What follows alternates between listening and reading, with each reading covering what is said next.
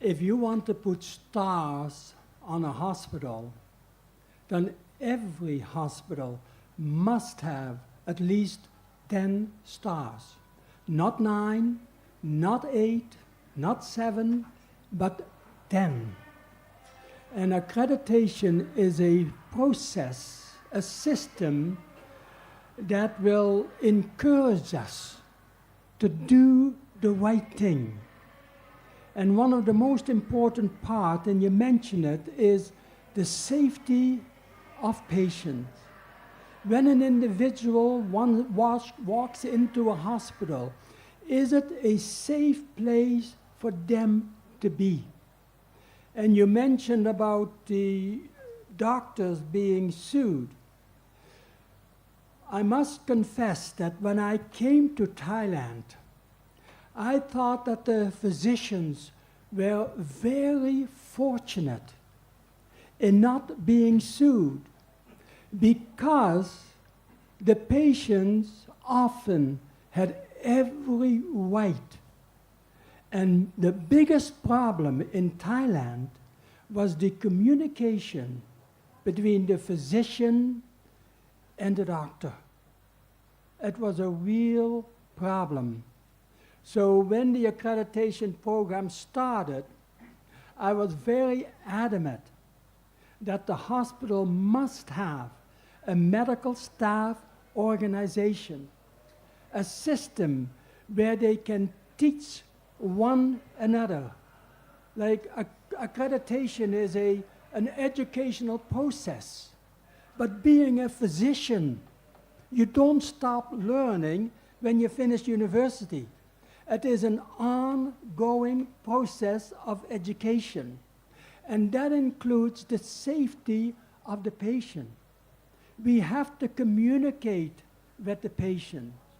Because in the United States, now that you mention it, 90% of the lawsuits could have been prevented if there was proper communication between the physician and the patient.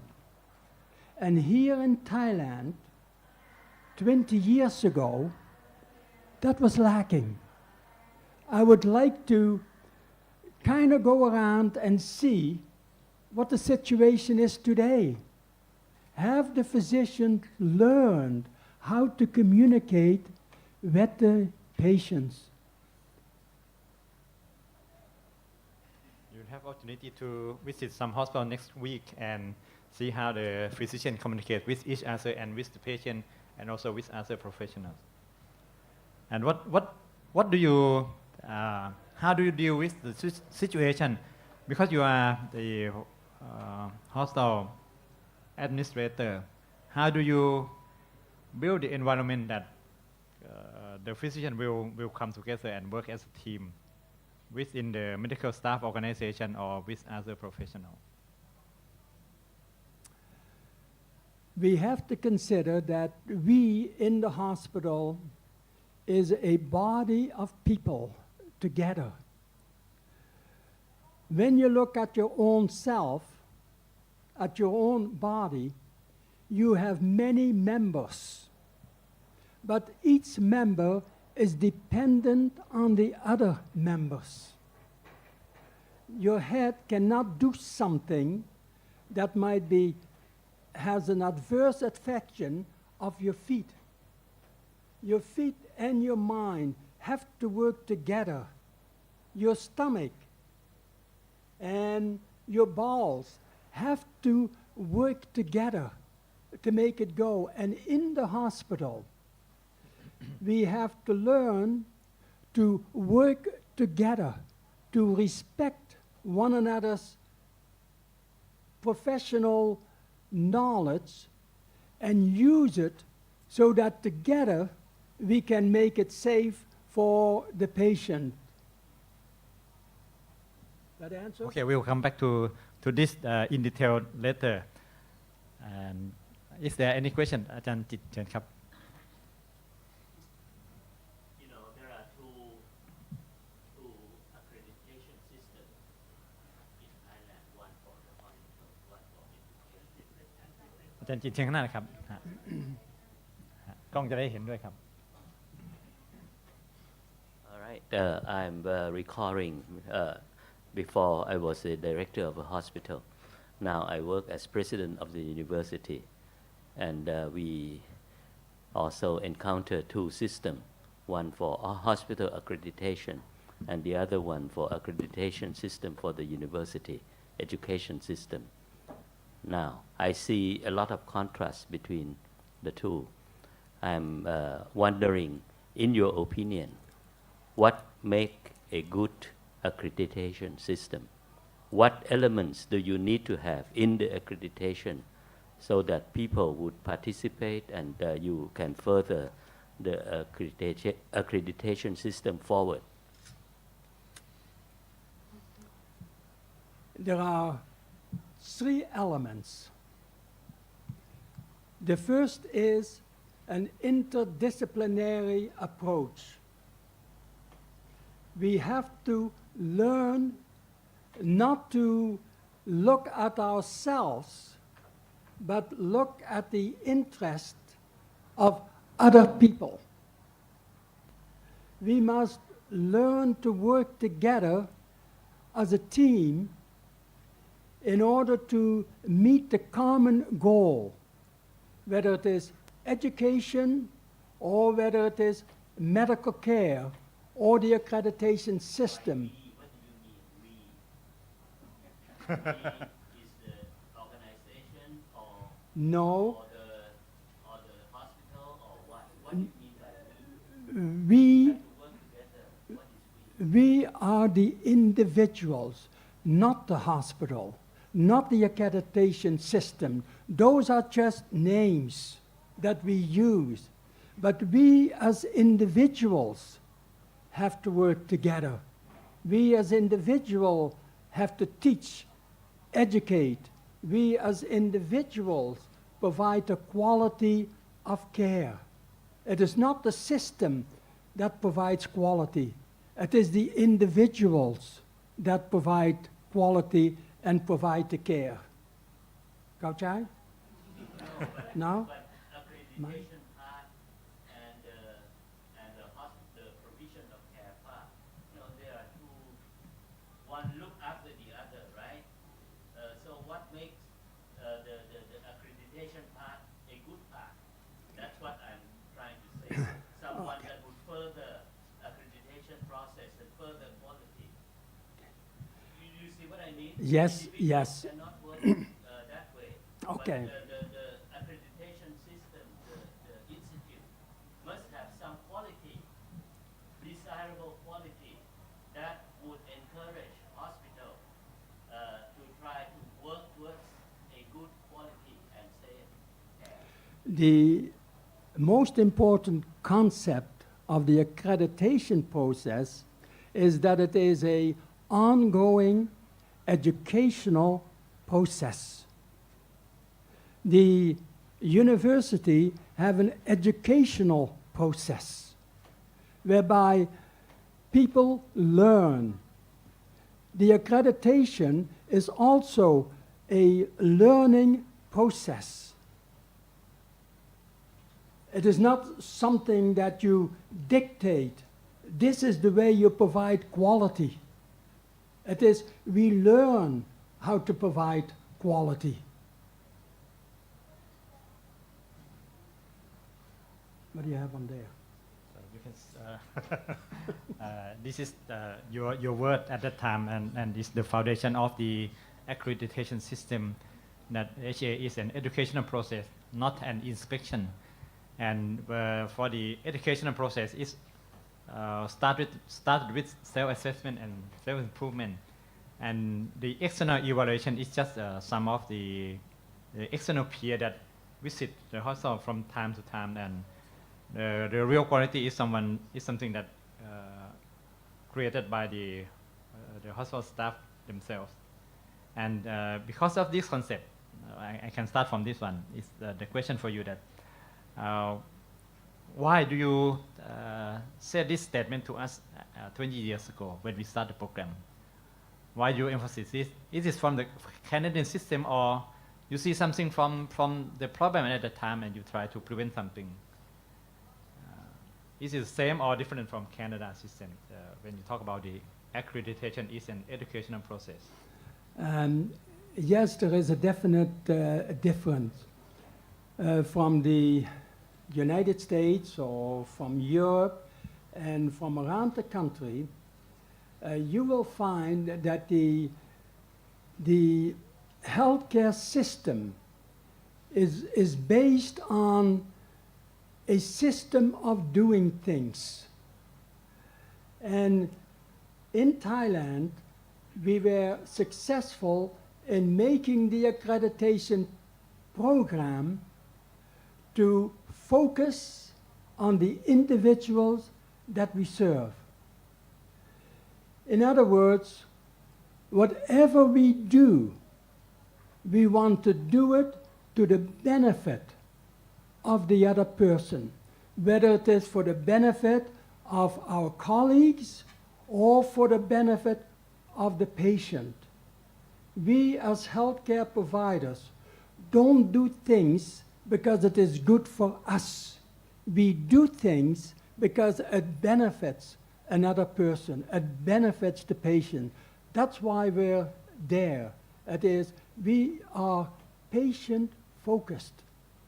And if you're not patient-focused, then re-examine yourself because you're missing the point. You're missing the whole purpose of the accreditation program.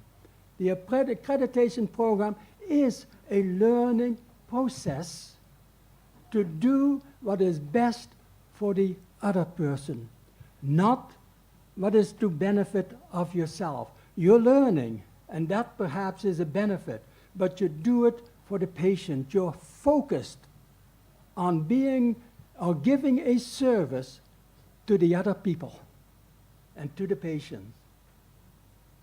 And what do you mean when you say that accreditation is an educational process? What you think of that the process of education? How is it we educate by ourselves, or it's an interaction between the surveyors and the hospital staff?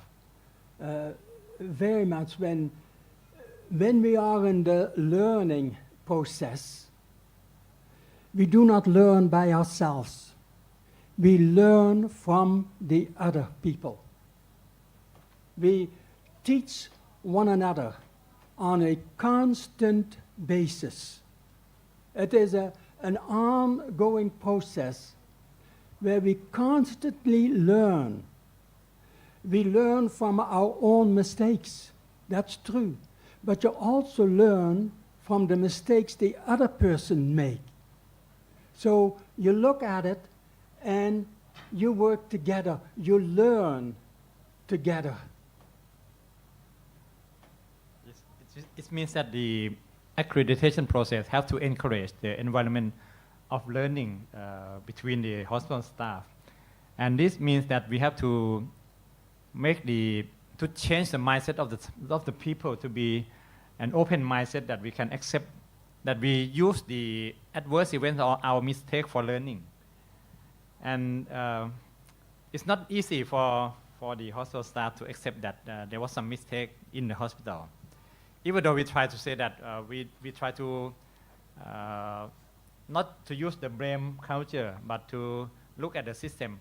But anyway, we still find it difficult to make the people come together and with open mind to discuss on the process of what happened. What is your experience when you manage the hospital?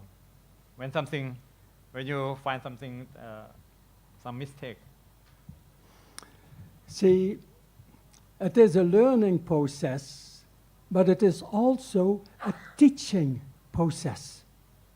We constantly teach one another as we learn from one another. Does that come again? Okay. I'll move on to some of your point that when we draft the first standard in 1996, and we launched the HA program in 1997, and we have 35 hospitals as a pilot hospital. At the time, you said that even if the hospital implement all the standards, there will not be quality hospital if there is no. The first one is individual commitment, and the second one is teamwork, and the third one is patient focus. Can you remember that statement? When I go back to that time, I remember that we had many options as at developing the standards. And one of my insistence was that Thailand must develop their own standards. And I remember when the first set of standards came out, we had them all on one page, I think, maybe 2 pages. There were nine different standards related to management, to administration, to patient care, and a few other things. It was very simple. And then the hospitals developed the standards we have today. It was a learning process between the hospitals and accreditation. Accreditation, the standards were developed by Thai hospitals, by the management of the Thai hospitals. They decided what standards were reasonable to accept and what standards didn't apply to the various situations. So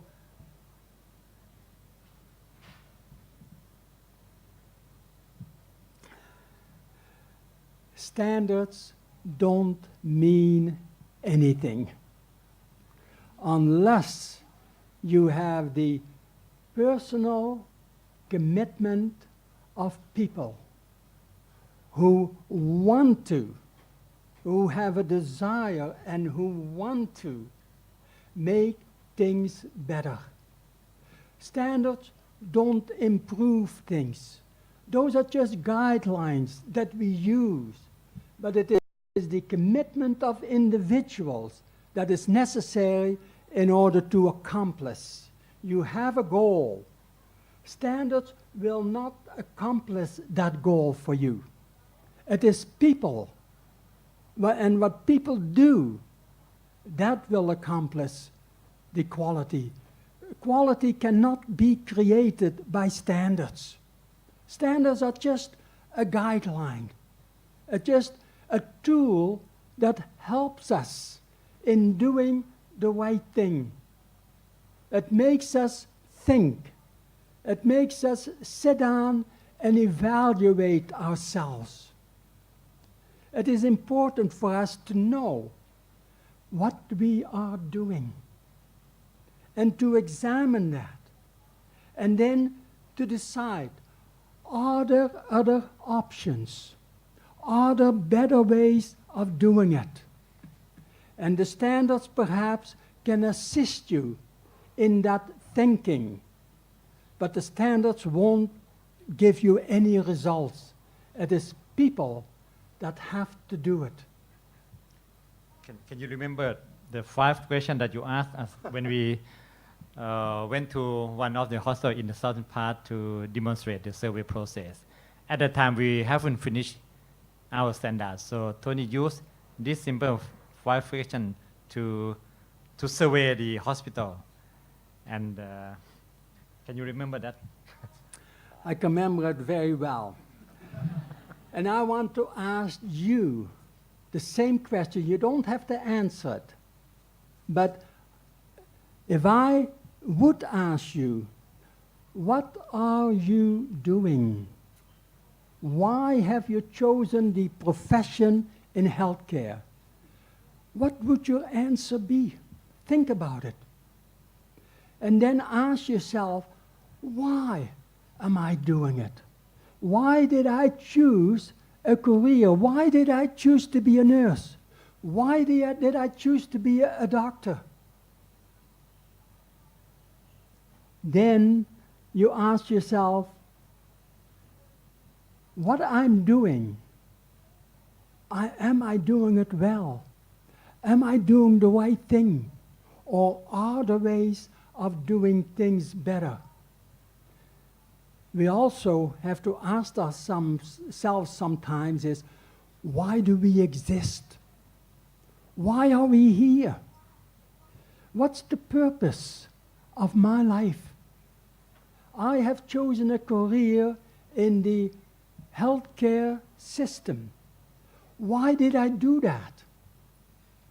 What will the results be?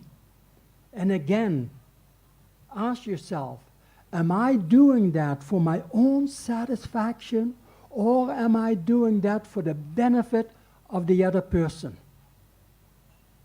That's how that whole thing, I had forgotten about that. But you also ask, do you satisfy yourself with your work? Is this It's for very, the benefit of whom? it's very important that you are happy in what you're doing.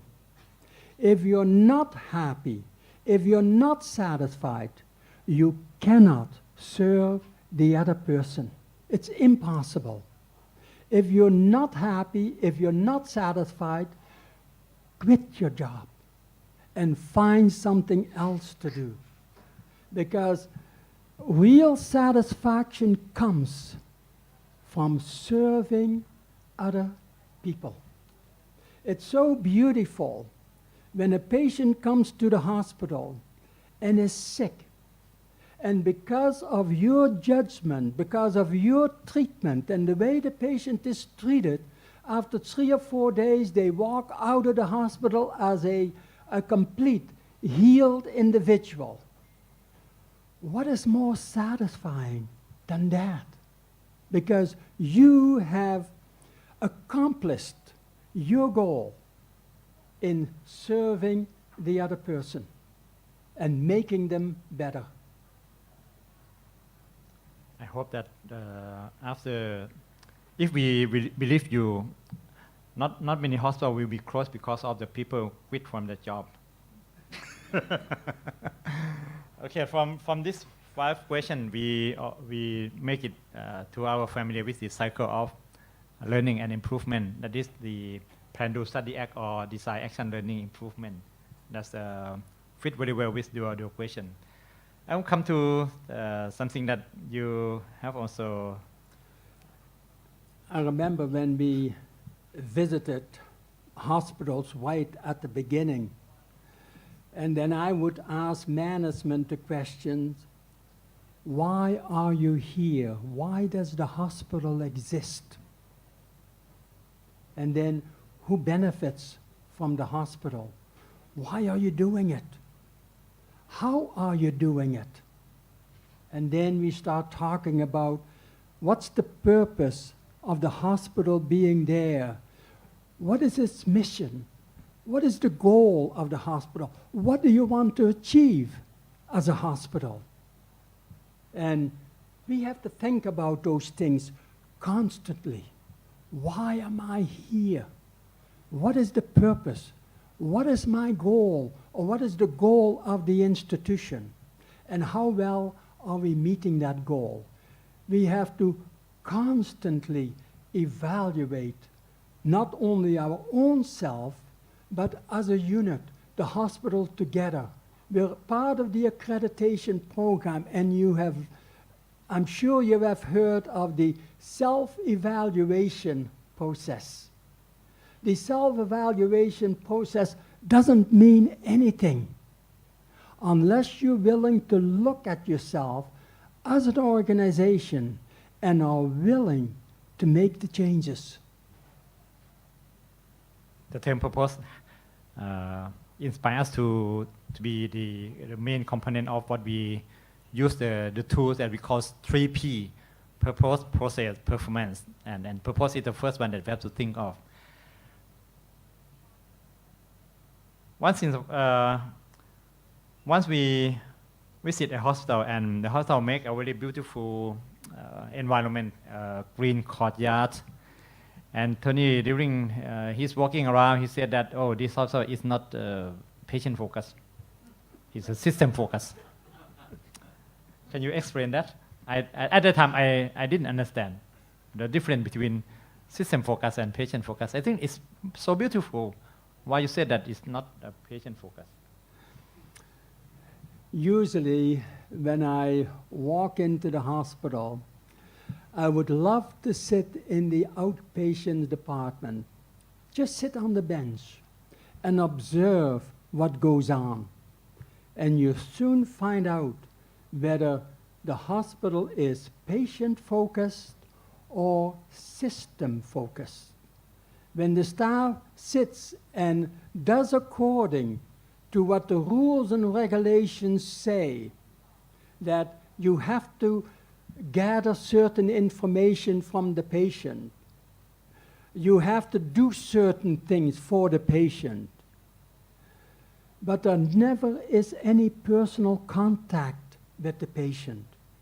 The patient is not really considered in that process. We have things to do, and we are too busy to look after the patient. We'll take care of you, but this is the way we are going to take care of you, rather than to work together with the patient and meet the needs of the patients. How often do we ask the patient, what do you need? What are your concerns? When a patient is admitted to the hospital, today we have made many changes. But when a patient would come to the hospital, the nurse or the clerk would be sitting in a very comfortable chair with a table in front of them where they make notes. Have you ever observed what the patient was doing? They're not feeling well, and they're standing up. No consideration for the patient to make them comfortable. But the staff is comfortable. That is being system-focused, not patient-focused. So when you go back to your hospital, spend a few minutes in the outpatient department. Observe the patient when they get their medication and see yourself, are we patient-focused or are we system-focused? And that's really clear. And our homework to look at our hospital. And the answer for this situation, Tony said that the beautiful courtyard is just useless for the patient because it has a bench that prevent the people from coming in to use that beautiful facilities. And that's we don't think of how can we use this to make the patient relax or use the nature to heal the patient. I forgot the name of that hospital, but I remember they had a beautiful courtyard. And then there were signs, do not walk on it. Well, what's the purpose of having that courtyard? It was there for the patients to enjoy, not to make the hospital look beautiful. And most of the time that we visit the hostel will arrange a beautiful big flower on the table. And that's the opportunity for Tony to comment something about the flower.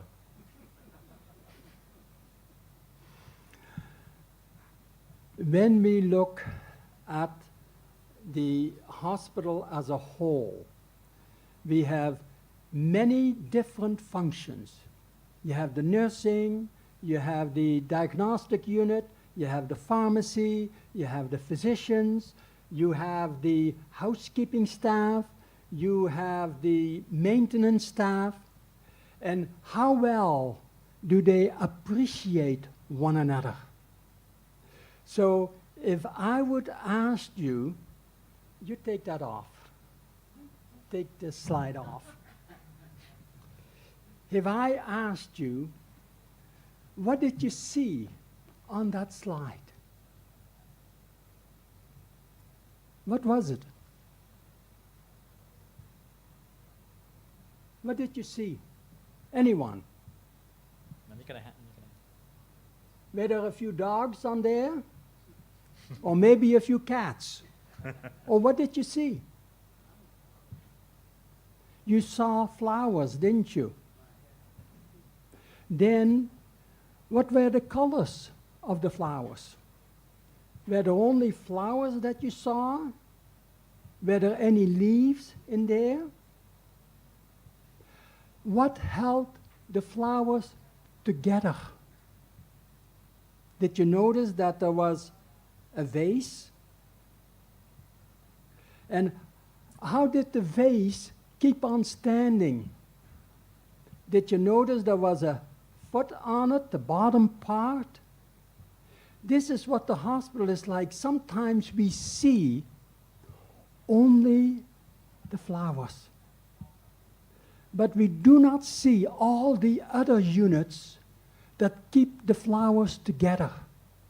That's why it is so important not to be isolated and say, this is our function, because you cannot do what you're supposed to do unless you have the support of the others.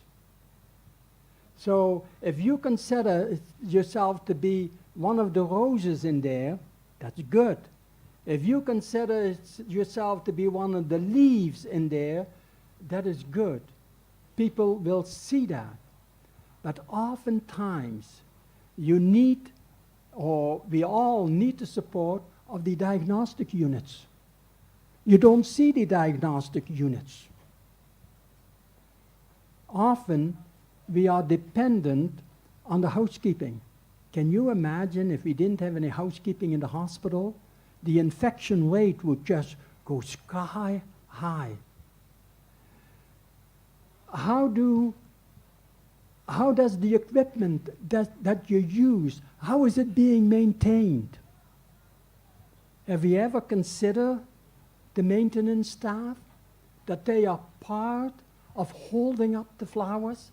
They are part of the organization, and we cannot do without them. We are dependent on one another. And if you look at it that way, you will change your mind. You will change your mindset that I'm here to do my job. No, you're there to look at it globally and to work together with the other people to accomplish your goals. That is real quality. And then at lunchtime when we walk into the room, we saw a table with food on the table. And in the afternoon, then Tony make a comment about the table. At the start of the accreditation program, I did use a lot of metaphors to explain how dependent we are upon one another. If you see a table in front of you and it has food on it, what happens if one of the legs would fall off? The whole thing collapses. So we are dependent on the legs. We are dependent on the cloth that is over the leg, and certainly we are dependent upon the food, because if the food wasn't on the table, we didn't need the table at all. Gotcha? And you make the 4 leg, you compare with the 1 leg is the administrator at all level, and the second one is the doctor, and the third one is the other professional, and the last one is the support staff. And most of the time that the support staff will be forgotten, right? And you try to convince the hospital that we have to give importance to all these kind of stuff. Mhm. I had forgotten all those things. And you also say something that very, very interesting, that as leader we must build up respect, and we must exchange our power for respect and gain authority, or we have to give up our power. This will, you talk to the administrator of the hospital. When you have power, you can make people do what you want them to do, if you have power. But if you have authority, then people want to do what you want to have done. And forgive me, but I have to use our beloved king as an example.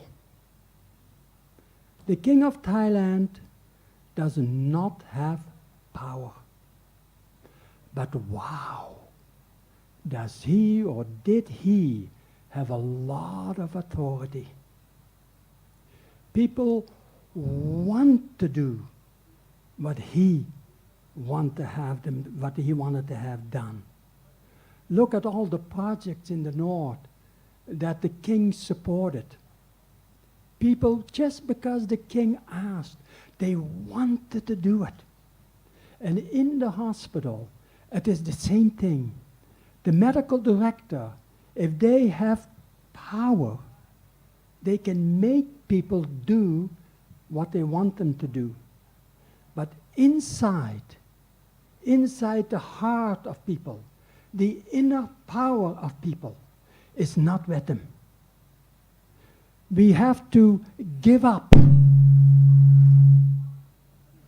As individuals, we have to learn to give up our power in order to gain respect and to gain authority.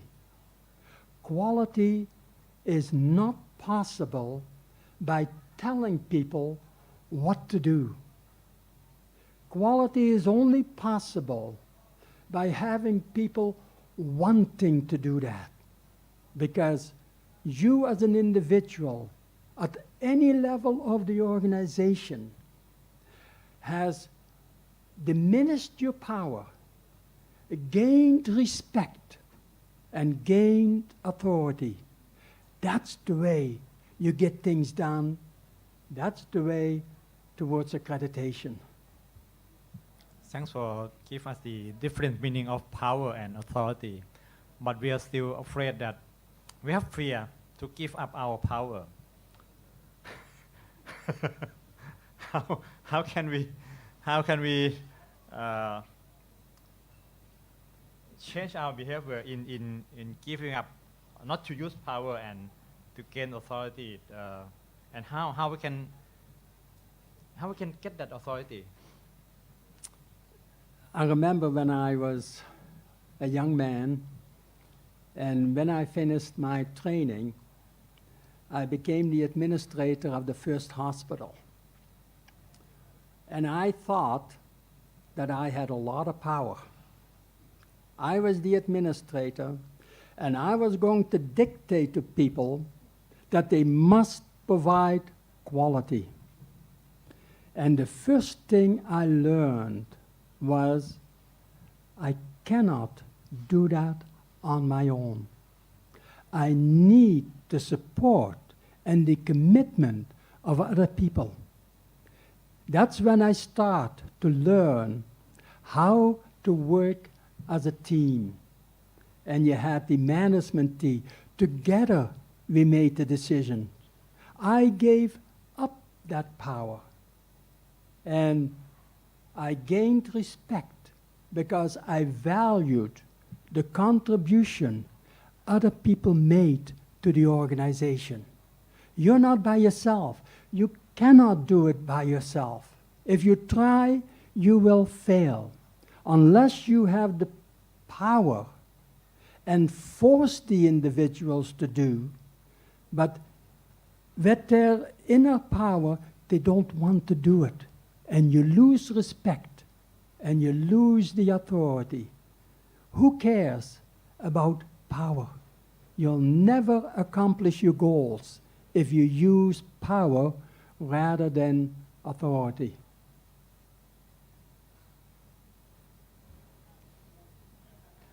Okay.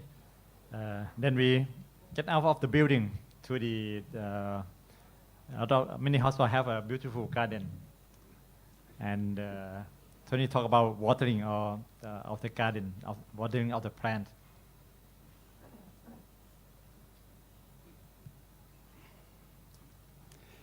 In the hospital setting, who do you pay attention to? And you ask yourself, when I walk into the hospital, which individuals do I value? Which individuals have the same goal as what I have? Which individuals work together with me to accomplish that goal? And it is the same as in a garden. You have a bunch of plants and you water the plants. You don't water one plant until it rots away, and you don't, or you neglect to water another plant and it dries up. So you have to look at the organization and to see where moisture is needed, where help is needed, and where you can contribute to the well-being of the individual. This is, you can use a garden as being system-focused as well. Because why are you watering the garden? Is to make things grow and to make things beautiful. Why are you watering the patient? Or why are you watering your colleagues? It is to make them better. Always look at the other person. What can I do to make them perform better? Anthony brought us around the hospital, walking through all the area that sometimes the management may not be exposed to. And in the corridor of the hospital, we met with a group of nursing students. And Tony asked them what will happen if there's a fire accident on the building. And the nursing student cannot answer.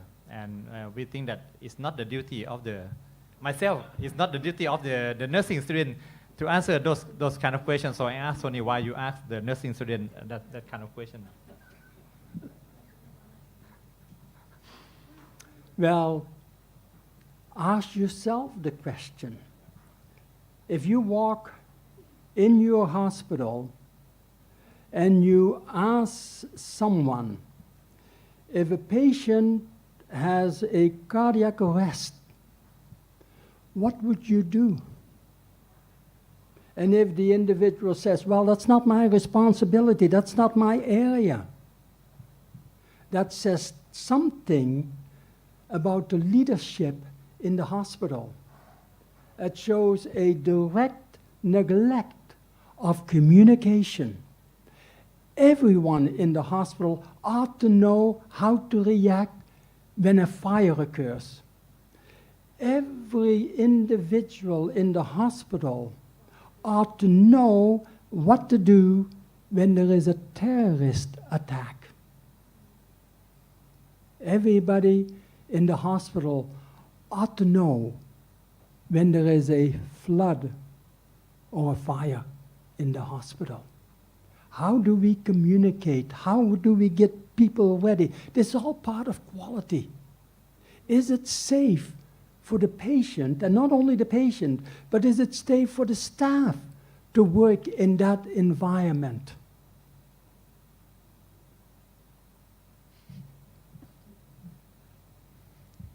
Oh, the foundation. So often, I would ask management, the medical director or the management team, to go along with me to make some observations of what goes on in the hospital. And then we would go down to the maintenance department. And sometimes management admit that they have never been there. And then I would ask the maintenance staff, why are you here? What's the purpose of you being here? And sometimes they say, well, we repair things when the requisition comes down. Then I asked, how do you prevent the requisitions coming down? What is your preventative maintenance program like? And then the management team looked at me. Why are you asking those questions? Well, we're talking about quality. We're talking about safety for the patient.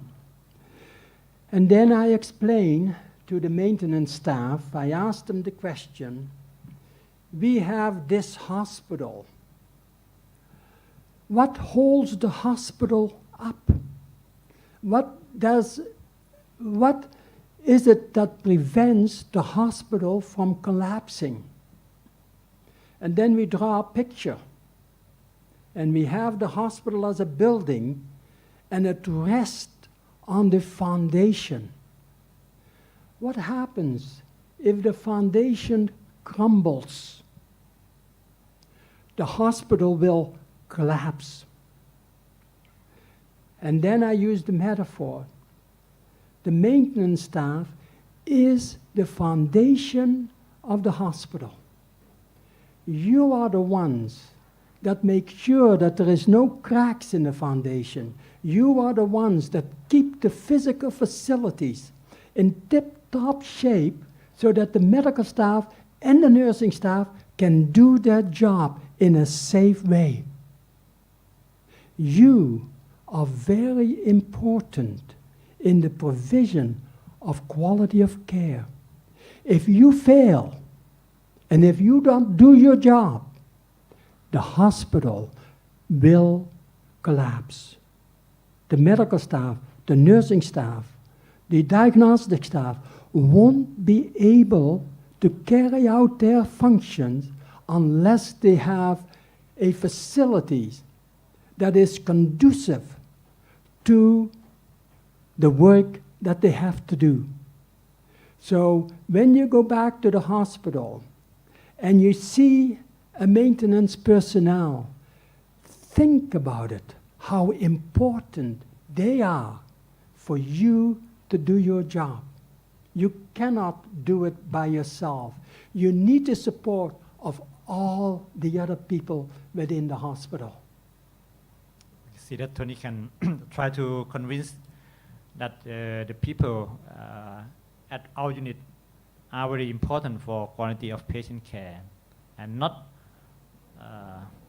I'm afraid that nowadays we are going in the wrong direction. That we are trying to teach them what is quality and to make them doing some work, some paperwork for quality, and that may not be the purpose of what we are trying to communicate with them. How important they are as a foundation of the building, and this metaphor is very, very, very important for all of us. I think. Suppose that we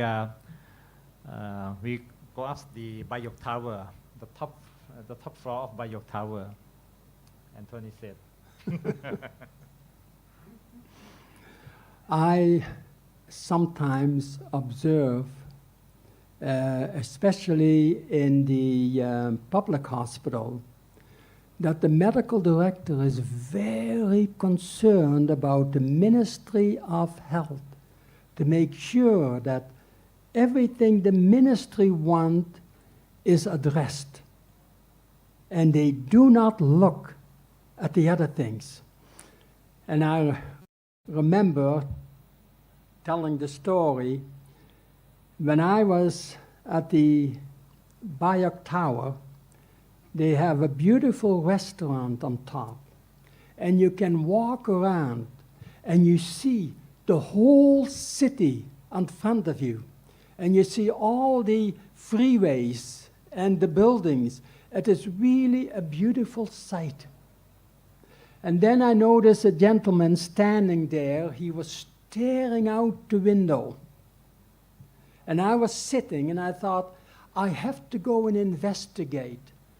What is he looking at? So I went close and I saw the city. It looked beautiful. But that gentleman kept on staring. So I asked him, what are you staring at? And he said, do you see that fly? He was concentrating on that fly. And he missed the global beauty of the city of Bangkok. And sometimes we are the same. Sometimes we focus on one little thing rather than looking at the whole situation on a global basis. We cannot isolate ourselves. We are part of the whole, and we must always look at the whole. Does it make sense? Yeah. So the question is that you have a special skill in convincing people and use various metaphors. How can you develop such skill? Well, travel with me sometime. Oh, how can I answer that? I think if you're people focused and always look at people rather than what they wear or how they walk or what they do, keep your mind on the people. And then in your own mind, you can develop skills. I don't know. I didn't even know that I had that skill. But you see where I'm coming at. The skills is the ability to look at people. Not what they do, what they wear, but what are their needs? What is in their heart? And you try to find out. When the patients walk into a doctor's office, into a physician's office, the doctor is trying to find out. He is interested, or she is interested into the history of the patient. I hope they are. And what is the past experience of that patient? What were the needs of that patient yesterday? What are the needs of the patient today? And what can I do to meet the needs of the patient tomorrow? And anybody has those skills as long as you look at the individuals. I have to go back with you again and practice this kind of skill, looking at the needs of the people. There's another point that you, when some of the surveyor in training accompany you and they ask some questions, and you said that don't ask those kind of questions because it's a management responsibility, and the surveyor should not touch on dig on some of the issue, but let the management make a decision by themselves. And so what should the surveyor touch or discuss, and what should not be discussed by the surveyor? And on the other hand, what should management expect from the surveyor, and what should be their responsibility? The most difficult part for a surveyor is not to interfere with the management style of the medical director. That is not their purpose. They must not touch or interfere with that. Surveyors are there to learn. It might sound funny, but that's the purpose of a surveyor, to go into the hospital and learn something from the hospital. Learn how management is operating, not telling them how to operate, but just finding out what makes people tick. Do you understand that metaphor? What makes people do what they are doing? And you want to learn that, you want to observe that, you want to know what people are doing. Then, when you find out of what they're doing, then you might ask if there are any other options of doing things. You're not telling them what to do. You're just asking them, are there other ways of doing it? I'm here to learn from you. Please tell me. I want to know. This is what you're doing. Hey, that's good. Are there any other ways of doing it? Tell me about it.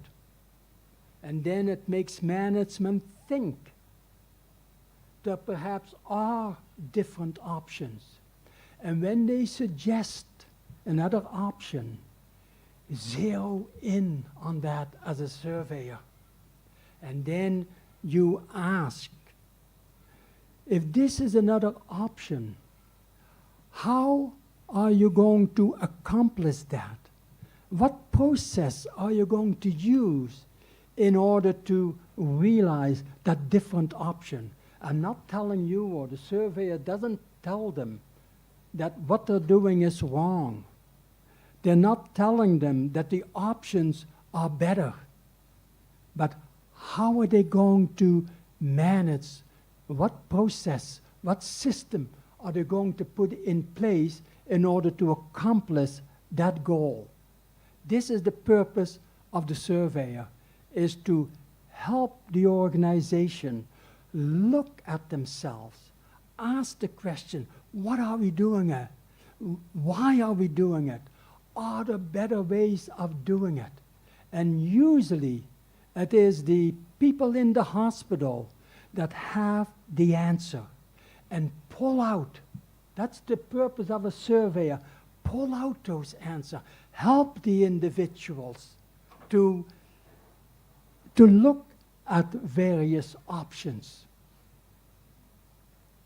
When we ask, is there any other option? In the Thai context, often the feeling is that the hospital is not doing a good enough approach. They don't have a good enough approach. So you ask, is there any other option? How can we prevent this kind of feeling? Because they think that, oh, I make a mistake. So the surveyor asks this kind of question. When I talked to the management of the hospital, and then they tell me what they're doing, I usually confirm and tell them, that is good.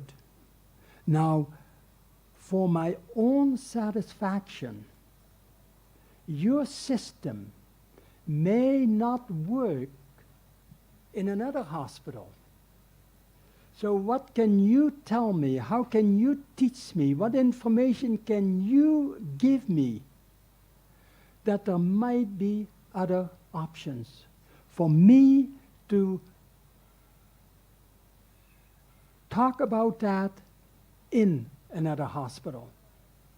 So it is, the individuals don't have to lose faith. You are there to learn, and you want to have the confidence of the medical director to be able to frankly tell you any other option that might be available. This will be very useful also for the management at our level, and we have to be sensitive for the feeling of the people, and we have to confirm that what we heard is okay for them, and we ask for them to think more about the option. Let me Talking about this, you have to have the same approach at all levels of the organization. And I often walk into the operating rooms, and then I ask the nurses, how do you manage the scheduling of the operations? And they're always eager to tell me, and they show me the schedule. And then I will ask the question, how often does it happen that the operation doesn't occur at that time? Because the physician or the surgeon is not available or whatever the reasons are. And then they tell me that yes, it happens quite often in all hospitals. Surgeons are often, and I know there's some surgeons in here, and forgive me for telling you this, but surgeons are often system focused. They do things on their own time, not realizing the damage they do to the patient. A surgeon goes into the operating room every day, and it doesn't mean anything. Have you ever concerned a patient that has the first operation? It is scary to see a bunch of people with masks on their face and caps on. And then they're wheeled into the operating room. They see those big lights. They see all the instruments around them. It is very, very scary. And people psych themselves up for the operation. They're very nervous the day before, and they're very nervous on the day. And then they look at the clock. Oh, another half hour. And oh, another 15 minutes. And sure enough, they're going to take me in. And then they're told that the surgeon isn't ready. Can you imagine the damage that does to the patient? Think about it.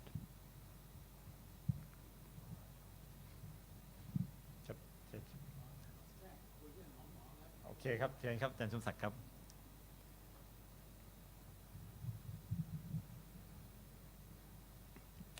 Make the question easy. There are many old physicians were saying that a newer graduate, they only think about themselves. They don't look at surrounding.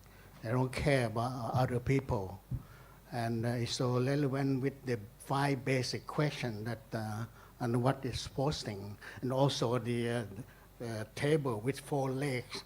One of the important legs we think is really important is the doctor.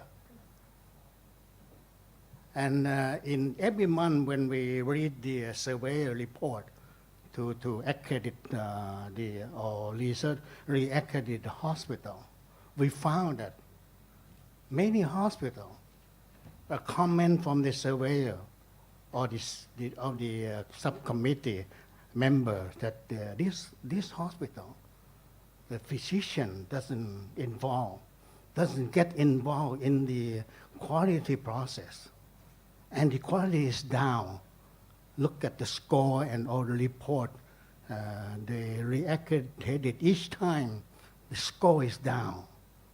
And while the other hospital where the head of the hospital is the director, who is usually a physician, if he care and he know a lot about hospital accreditation process, the hospital fly with high quality.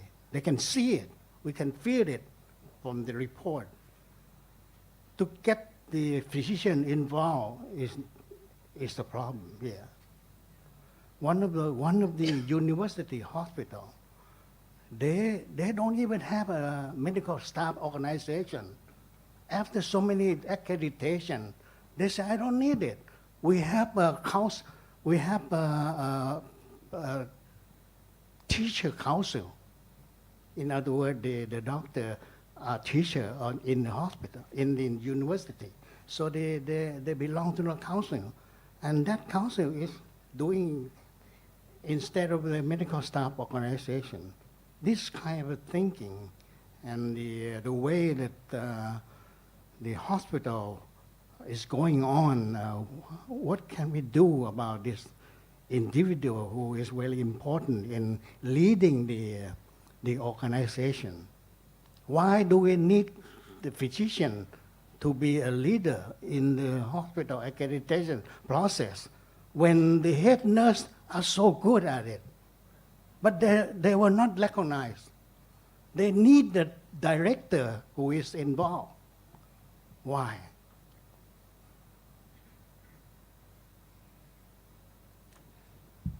When you have a vehicle and you go for a pleasure ride, and all of a sudden the driver jumps out, what would happen? I think it is so important that the medical staff are the leaders in the accreditation process. They must be the leaders. But they cannot do it by themselves. It has to be a teamwork. And as a surveyor, I always spend a lot of time with the medical staff and the medical staff organization, and how the medical staff have an ongoing educational program for themselves.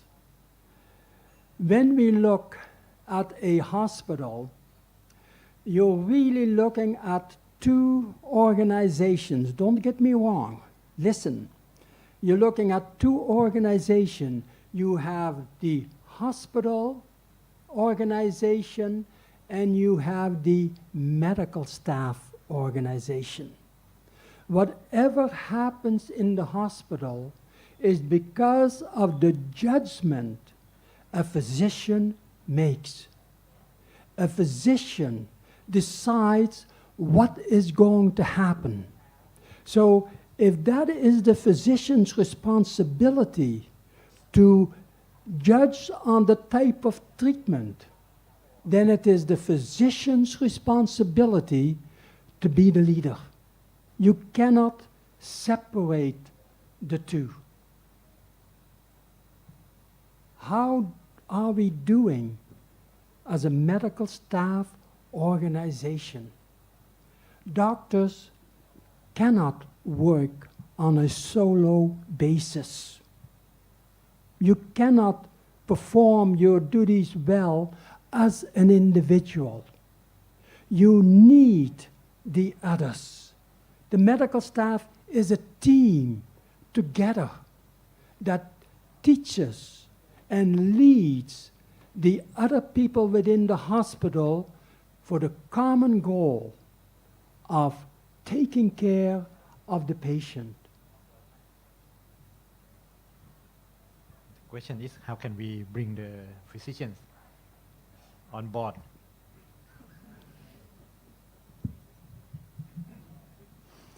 Are there any physicians here that are not part of the medical staff? If you're honest, then I'd like to talk to you and tell you how lousy you are as a doctor. I would not want to be your patient because I would not feel safe as an individual. I would persuade the doctors to examine themselves, not in their knowledge, their medical knowledge. That's the responsibility of the university, the training school.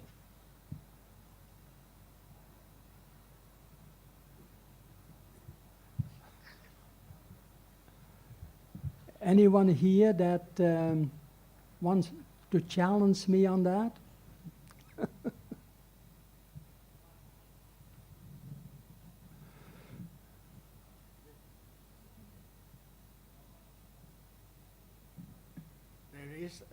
There is another very relevant subject comes up when you are sick and you have to choose a physician. If you have a carcinoma of the colon, who would you pick as your surgeon? People were going to the Google, asking the Google, who should I go to see? In other words, the public may like to have to see the profile of a physician in the country.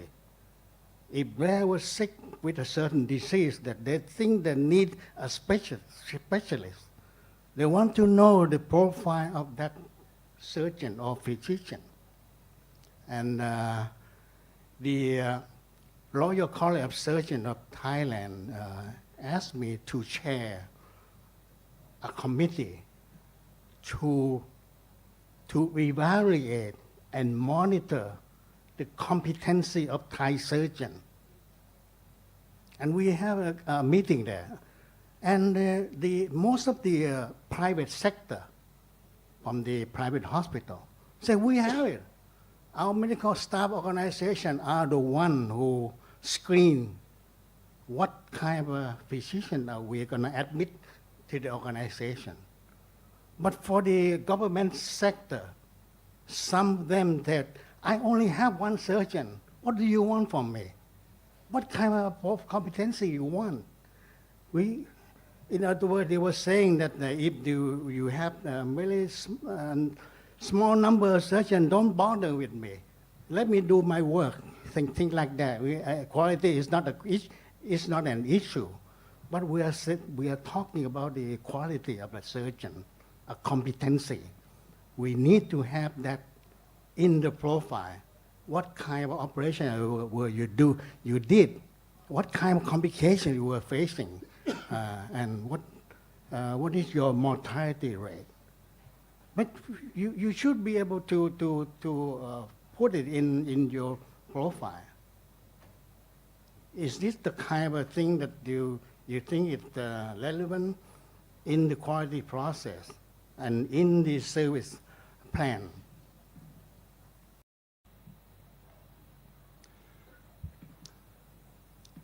All I can think of is the hospital. The hospital is an organization that puts together the services that will best take care of the patient. But there are limitations. The hospital can do only so much. Not every hospital has all the equipment available to treat the patient. It's so important for the medical staff organization to credential the physician. And by that I mean it is the medical staff that decides what a physician can and cannot do in the hospital. It is a process that is so important. And it is not because of the qualification of the physicians. It has everything to do with how the hospital can respond to the demands of the doctor. And sometimes the hospital is not in a position.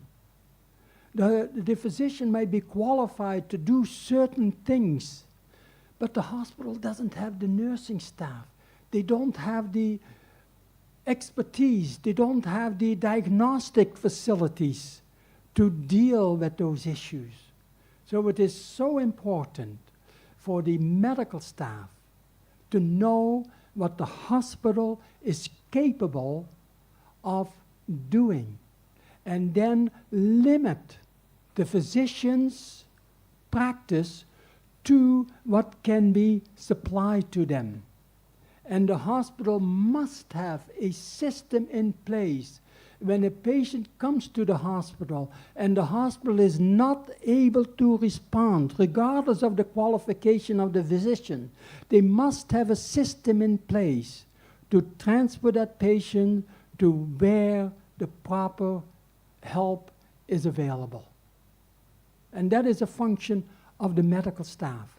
And so often, that is lacking. When you have a community that have 10 or 20,000 people, or maybe 30,000 people, and there's only one doctor, one surgeon, that is not being patient-focused. That individual can only do so much. And it is the responsibility of the hospital to have a system, to work out a system that the patients are taken care of, not necessarily in that hospital.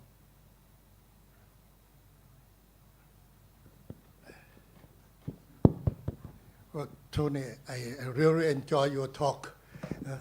And I think I need time more to digest your stories.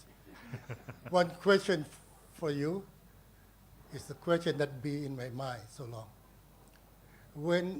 Quite often when I visit the hospital that has to do our accreditation, I have got the comment that the standard, HA standard, is a little bit vague, difficult to understand, and not easy to operate, to follow.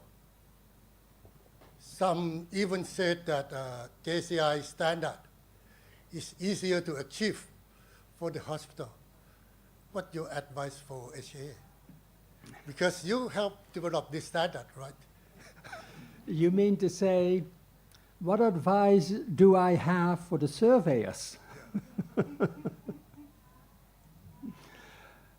Standards don't mean much. It's only a guidelines. And it is up to the surveyors to teach the hospital management the meaning of the standards and how to use the standards. Often, I will ask the management in the hospital, what is your understanding of those indicators that you have developed? Why do you have them? And if they tell me, because the standards tell us to have them, that's the wrong thing. It is up to the surveyor to explain it to them and to show the benefit of it. If you have a standard that is of no benefit to the organization, throw it out. Don't even look at it. But you have to persuade, you have to show that following that standard is to the advantage of the hospital. And these are the advantages. I'm sorry to put the blame on the surveyors, but there's where it belongs. Not on Anuwat, huh? Some of the surveys here. Another question is that quite often some will say that as an accreditation organization, you are not supposed to teach, you are not supposed to support, you just go in and evaluate and certify. Otherwise, you would have a conflict of interest. What's your comment about that? You know, you can teach monkeys to do a survey. Going into the hospital and checking whether the hospital is abiding by the standards, anybody can do that. Remember, the whole accreditation process is an educational process. We want to learn from it. We don't just want to do it. You don't get anywhere. Just following the standards doesn't provide quality. Quality comes from within. the inner power that you use to provide the quality to the patient. What is good for the other person? What is good for the hospital, not the surveyors? You're not concerned about the surveyors. Why am I here? Is to help the hospital in providing better quality care. And how are we going to do that? And you work together with the hospital as a team. Let's look at the situation. We don't understand the standards. What do they mean? And then you can start exploring and perhaps even use examples that you learn in another hospital. That I remember of a hospital that had the same problem. They did not understand. And then this is what they did about it. This is how the processes they set in place. This is how they handled the indicators and the information from the indicators. This is how they communicated these standards with one another. Remember, it is an educational process. It is a learning process at every step of the way. Thank You're you. not satisfied. No, I just hope that tonight, when you go to the surveyor meeting, you just emphasize all these points to them, please. I am looking forward to having a meeting with the surveyors, and don't be afraid because we're going to eat first. And then after the meal, we're going to talk about the responsibilities of the hospital and the responsibilities of the surveyors. And how do we survey a hospital? I enjoy surveying a hospital because I learn so much. Every time I go into the hospital, I always learn something new. And to be able, as a surveyor, to teach and to encourage and to help the hospital to be part of their team in accomplishing the quality that you're looking for. Surveyors are the most important part. I know that doctors are important within the hospital, but the accreditation program, it is the surveyors that keep it together. And it is the behavior of the surveyors that dictates the success of the program. That's the last question from Professor Jit. Well, it's not a question, it's more or less a comment. You remember I first asked what is the quality, what is the indicators that an HA system and institution who provide accreditation is a good one. And listen through all the discussion, I feel that we come to the very critical point. The first thing is that it is an educational process.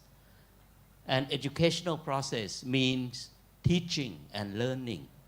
It is not the surveyor who teach the hospital or the hospital who teach the surveyors. No, no. Otherwise, we are on opposite poles. It is an educational process. Educational process to do what? To build a teamwork. A teamwork within the hospital. You have, the director have to respect the doctors have to respect the nurses, and so on. Without the teamwork, you cannot put the patient at the center of your focus. So educational process to build a teamwork to focus on the patient. Those are the kind of theme. If accreditation means you only have to give certificate, tear down the HA institution. It's not worth it. It is an educational process that we learn, we grow together, and every level of the hospital are different. They have different contexts. So when we do educational system, we have to take the context of the hospital within the focus also. How do we learn together, teach and learn, build the team to focus on the patient? And in that process, doctors are important, as well as the nurses. They are not the most important people, as well as the support staff, because the nurse stay with the patient all the time. The doctors only comes in after the patient is dead sometimes, right? So they have to have trust. They have to communicate together. If the educational system is to build up a system that has the patient as the focus, every member are as important. But without the physician who makes, the most knowledgeable about physical condition, the nurses may be more attuned to psychological and suffering and so on and so on. So there are different aspects. The teams are important. It's like a body. You have the heart, the brain, the hands, the liver. How can you say that the heart is more important than the brain? Right? They are part of the same body. They do different function. And the surveyors have to understand this. When I was head of the WHO business line 2, we usually have to send a project for approval, for ethical accreditation by someone else, accreditation body, somewhere in America. I don't mention that name. But we spend so much money. So the money we spend, like we spend at HA and so on, we spend so much money, but they only tell us whether you pass or fail. No use. They only tell us whether they will give us a certificate. No use. We don't learn much. So we develop a system we call WHO recognition system. We recognize that you are doing good something, you are deficient in another thing. It is an educational process. We learn together how to improve it. So we give you options. These are the things that you can do. What do you think about it? It's an educational process. It's both ways to build the team, to help build focus on the patient. And I think a good HA have to have these elements, and not the accreditation in the real meaning of the word, meaning you give only certificate or not. It is a learning process, team building process to focus on the patient, and that will bring about quality eventually. That's a comment, not a question. That's a very good comment and also a summary of the session. Thank you, Professor Jit. Also, thank you, Dr. Chumsak and Dr. Supachutikul.